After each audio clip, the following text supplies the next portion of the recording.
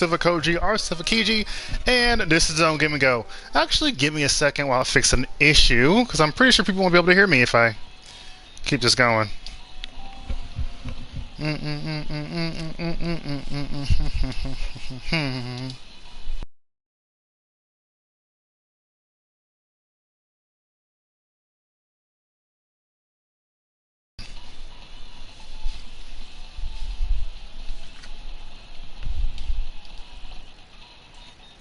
Sorry about that, everybody.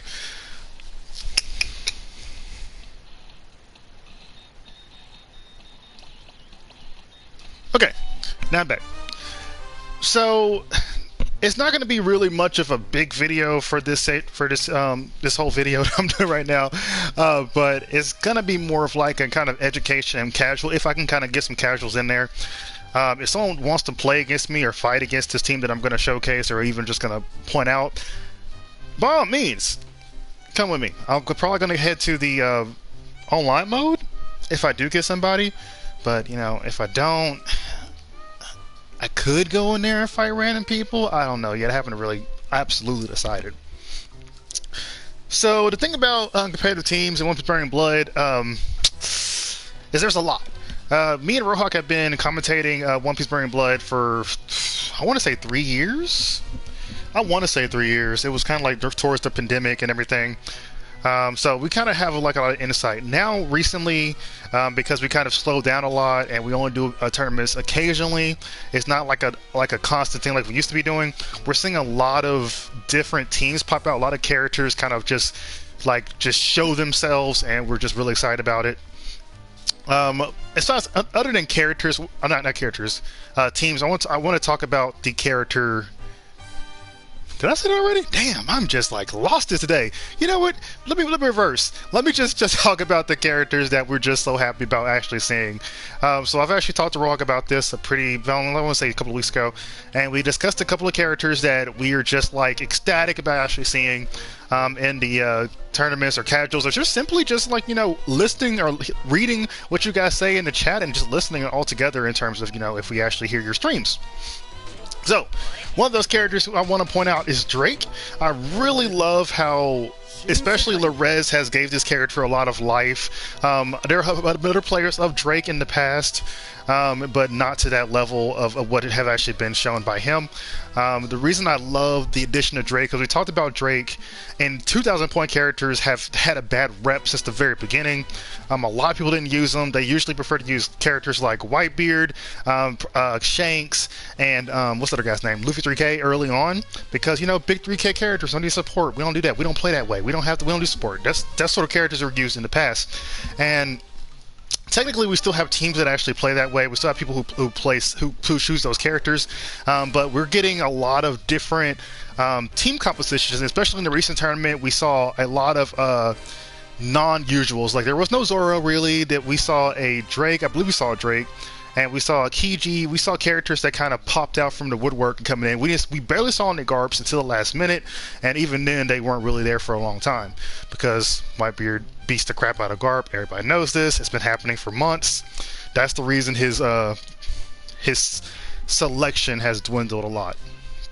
So, like I said, Drake, one of the points characters that I really enjoy seeing. I always get excited when I see Drake pop out any of the competitive tournaments. He's an excellent point character. He plays very well, but 2,000 point characters have this thing where they are generally don't have as much to actually work with in terms of 3K or 2,500, but you have to play them in a specific way that means, you know, play to their values and their strengths. If you play to their values and their strengths, then you can do really well with that character. Okay, next up on the list of characters that we're really excited to actually see more and more of is actually Law. Law was used a lot at the very beginning, but towards the middle he kind of dwindled down a little bit, and we started seeing Testero instead to kind of cover him up and everything. Honestly, I believe it was because Garp that Law got completely canceled away. But, you know, simply put, you know, I don't really know the exact reason. Okay. Other than that, let's move on to the next character, Gear 4 Luffy. This character showed up in the middle of the seasons, I believe around season 3 and 4. and towards not just Mario playing as the character, but he's been sprouting up a lot in casuals too. A lot of people have actually taken upon themselves to play this character and will 100% you. Okay. Now, those are the characters that I'm just kind of psyched about seeing in the next tournament that we're going to be having in July. In July. And I really hope like one of those, if not all of them, are selected during that session. So, what I want to do with you guys today is actually kind of, go over the competitive team, or what makes a competitive team, and I'm not going to say what makes a bad team, because I don't like that. I'm not like that. So the first thing you got to actually develop making a team Warp's Merry Blood, especially if you want to play competitively in the tournaments and stuff like that, is you got to figure out what your team is going to be built around of. You can choose between stuff like if you want a power type team where you do a lot of damage really quickly, do you want an evasive type team where you basically just kind of outmaneuver your opponent, or you want a slow and steady team where you just kind of like dwindle your opponent's life part, slowly. I'm more of a slow and steady type of guy, so I have a lot of teams that usually work around Chip. You must know exactly what I'm talking about. If you have ever seen me play this game, you have known that I'm a big fan of Gecko. Gecko is my all-time favorite character, I think, out of all the characters I'm known for. If you even think about Gecko in the community, I pop up. He's my guy. A lot of people are afraid to use him, and that's the thing. A quick story about Gecko. So before, I remember at the beginning of the game, and I wasn't really that good at all, people told me, why are you picking Gecko? He is not that good because he has no combos. I didn't care, of course, and I kept picking the character, and I started taking down so many different powerful players with Gecko, defeating their combo-heavy teams, knocking out Shanks, beating away Whitebeard, learning my matchups. Anything is possible if you take the time to sit down and figure out your character. So, to create a competitive team in One Piece Burning Blood, we want to first figure out what is going to be built around, like I said before. But you also want to figure out at the same time a character that you want to note in. So, a lot of teams are built around your anchor type character. Anchor meaning the character that basically is supposed to pull the game for you. Usually that character is going to be a person that's really good with their burn engage, or a character that you can rely on with their pluses, to win the game. Most of the time, these characters can be considered like Whitebeard, Marco, which I really hate Anchor Marco. I don't think it's a good idea, but it works, and it's annoying. Whatever. But okay, so we also got anchors such as Luffy 3K, those big damaging characters, because we know with pluses or at the end or with burn engage, they become a very difficult character to fight against. So in this case, as a point character, we want to talk about points instead of anchors. I just kind of like, straight away. Let's talk about the point character we want to build. Let's say we're going to build one around Luffy 3K. Luffy 3K has excellent combo game. He can play as a point, he can play as an anchor. Really fun, but you don't want him to die early on. You want him to come in with your uni chains, and you want to be able to utilize that ultimate at the very end. So let's go ahead for the point and actually put Luffy 3K as the anchor type character. Now, Luffy 3K, like I said, has excellent combo rating, very fun to play with, honestly, and he is very good at utilizing Uni Chain. So what we want to do is get a character that has an easy access to Uni Chain, preferably one that has one in their auto combo or has one in their mix-up. Both actually will be preferable. So, in this case, a lot of people kind of go towards characters like Garp. We don't want to use Garp for this example because that's technically not a character that has a who has a Uni Chain in their auto combo. It still revolves around a grabbing, and we don't want to utilize that. So let's get a obscure type of pick, and one of my favorites, Kuma. Okay, so Kuma has the pad cannon. He can interrupt it inside of his combo, and it works as an auto combo. The reason you want to kind of think about auto comboing as well as mixing your combos is because flash counters, of course, are a thing, and in the competitively, you have to assume that your opponent can flash counter you at any time. So when you mix your combos up, you make it unpredictable and you make it difficult. So most of the time, what I like to do is when I'm hitting an opponent, is kind of like, just kind of test them out. Let them get hit and then stop. Usually, I'm going to tell you right now, that person is pressing buttons. If they're pressing buttons, whatever, depending on what character you got, all you got to do is sidestep, do the combo again. Excellent, because chances are you're going to catch them. So how Kuma and Luffy 3K can actually work in this as a pair is that Pad Cannon is a single digit attack, if done from far away of course, which makes the combo from Unity Chain that much easier to perform. That being said, you can also Unity Chain, bring in Luffy 3K, use his, I believe it's called Magnum? Elephant? I don't know Luffy's moves. The move that makes the giant, hands things. Do that, activate another Unity Chain, and go in with the clap. So, yeah, it requires a full burning gauge, but it does like 70% damage, so, you win some, you lose some. Also, Kuma has an excellent, swing attack, which allows you to set up for Luffy's Red Hawk. I was like, what is that move called?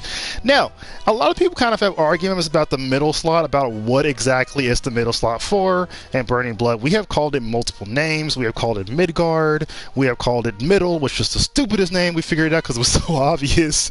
And I believe, what's the other one? Glass? That was like one time. That was like one time.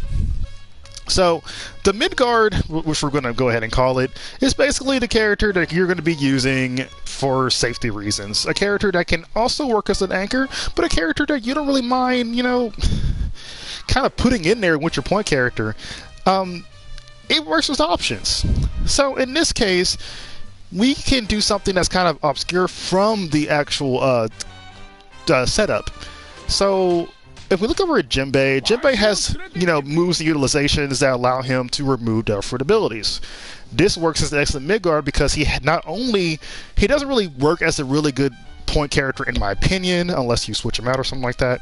But I feel like in terms of a Midgard, he kind of, does like a safety net on there because you can obviously go with Kuma, do his swing attack, switch in Jinbei, continue some water, and kind of create a loop. You can't really do that with Luffy because you don't really want Luffy to die. You don't really want him to get damage. But for Jinbei to come in, he works as kind of a counter character towards your opponent, which is excellent. Now, in terms of him being used as an anchor, you can definitely do that. And let's go on to the support characters. Now, most of the time in competitively, what you're going to see is these support characters. Like, I'll show you the meta support characters right now. We got Kobe, we got Killer, and we got Beepo. As you can see with the team that I've selected, that's perfect 9,000. That's kind of like the the standard in terms of support when you're making a competitive team, One Piece Burning Blood. Kobe will get you more burning gauge whenever you do damage. Beepo will allow you to get a free Unity assist, and Killer will help you get free Unity chain. Okay, so first of all, let's go ahead and kind of break them down a little bit more. Kobe already increases your ability to get burning gauge, so a lot of people don't actually go with either Killer or Killer or Kobe. If they go with Kobe, then they're going to probably go with John and Yusoka. Now, if they go with Killer and not Kobe, then chances are they're probably going to go with Johnny and Yusoka. So, and if it's a more defensive approach, then they usually go with Sento, or probably go with someone like Lafetti if they want to mash in really quickly. Lafetti is very uncommon, so you probably hardly ever see him. Now, this is where substitutions will come in a big order. So we know that Luffy 3K is going to be the anchor for our team, so we want him to be able to do as most damage as possible towards the end. Now, his Burning Gauge Ultimate already does that. It already gives you that safety net, already gives you the protection, so there's no need to really give you any pluses for the Luffy 3K team. Now, with the other ones, Kuma and Jinbei, we know that we utilize the swing attack more. It's not swing attack, it's range. My bad, guys. The range attack for those switch outs. So there's really not a need to go for the extra Killer assist or the Kobe. But we want to. If we go ahead and take out the Kobe support, we can go ahead and put Killer in, give us that free extra hit just in case something gets nicked. You gotta think about that when you're playing the game. You might not always have access to Unity chain, but you don't always need to actually use it. Certain characters, certain setups don't need to use Burning Gauge in order to do a ton of damage. Like, for example, this team does not need Unity chain to deal a ton because Kuma has an excellent launcher on his own. Jinbei already does a lot of chip damage and counter moves, and in terms of if you do get one, it's probably going to happen when you already gain Burning Gauge naturally. Now, I know what you're thinking.